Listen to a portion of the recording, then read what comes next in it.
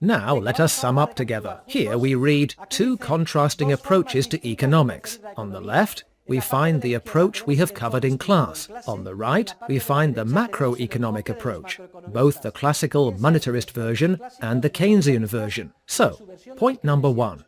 Austrians hold that time plays an essential role, while macroeconomists ignore the influence of time.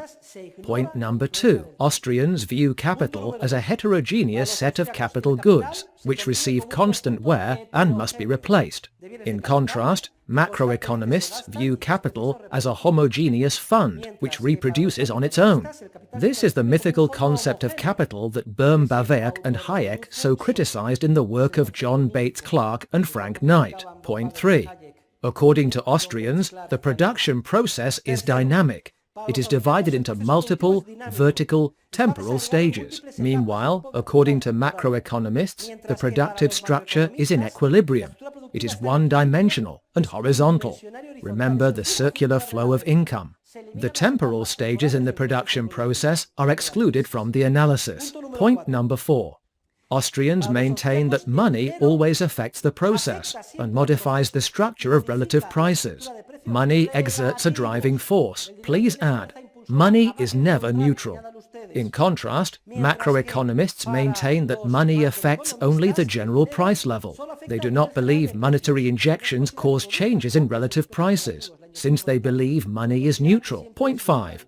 Austrians explain macroeconomic phenomena in microeconomic terms. Credit expansion leads to a variation in relative prices, and this triggers the cycle. Meanwhile, macroeconomic aggregates conceal from macroeconomists what is actually happening and prevent them from analyzing underlying microeconomic factors. Point number 6.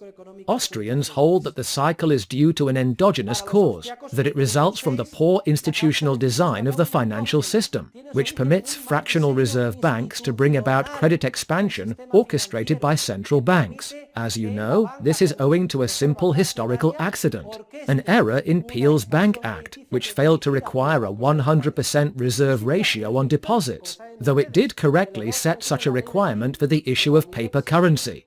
In contrast, macroeconomists lack a theory of the cycle. Crises are a mystery to them.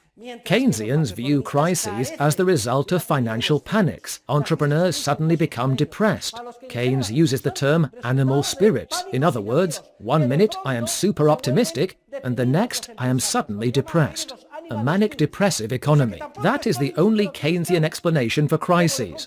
Financial panics, a shortage of aggregate demand, and a need for higher effective demand. Maybe monetarists are a little more sophisticated. They blame external shocks. Suddenly there is an external shock to oil prices, something external, or there is a monetary squeeze. And as Friedman and Schwartz mistakenly claimed, central banks do not manage to inject the amount of money necessary to avoid deflation, which was misinterpreted to be the cause of the Great Depression.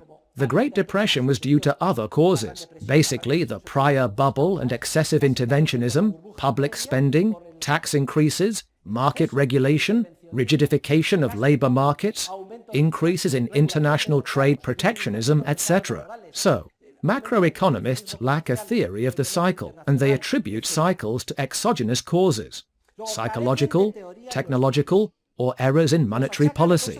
Point 7. If something characterizes the theorists of the Austrian school, it is their elaborate theory of capital. We will not dwell on the essential importance of such a theory.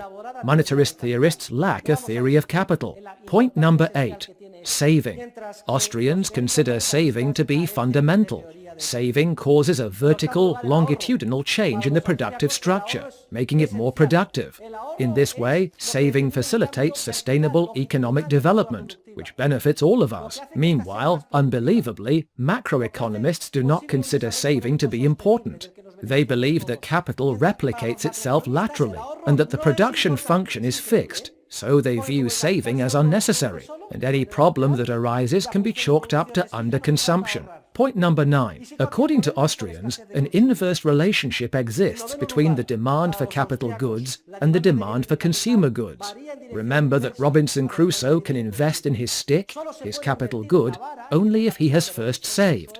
That is, if he has postponed his immediate consumption, if he has disciplined his behavior. if he has sacrificed and has temporarily decreased his consumption. Note that in contrast, macroeconomists, both Keynesians and monetarists, hold that the demand for capital goods is directly related to the demand for consumer goods.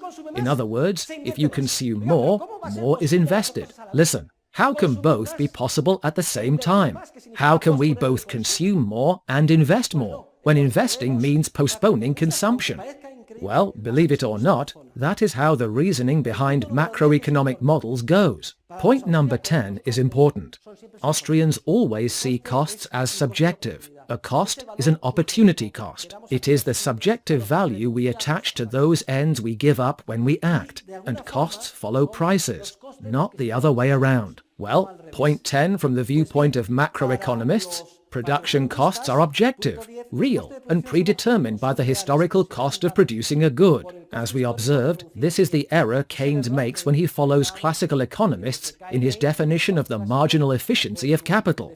We find the corollary in point number 11. Austrians maintain that market prices tend to determine costs. If you think you can sell a hat for 100 euros, you will be willing to incur costs today of up to 80 or 90 euros, but no more. The costs follow the price at which you think you will sell the hat, and not vice versa. Meanwhile, macroeconomists believe that costs determine prices.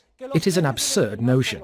If costs determine prices, there would be no merit in being an entrepreneur. I would incur costs, add a profit margin, and sell. As easy as that. But that is not the case.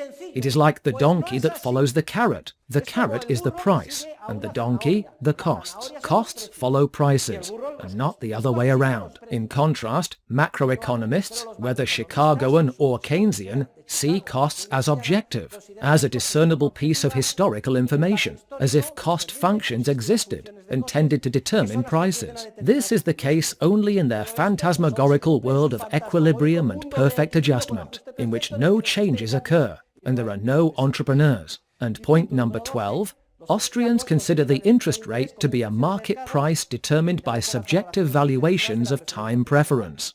It is the price of present goods in terms of future goods.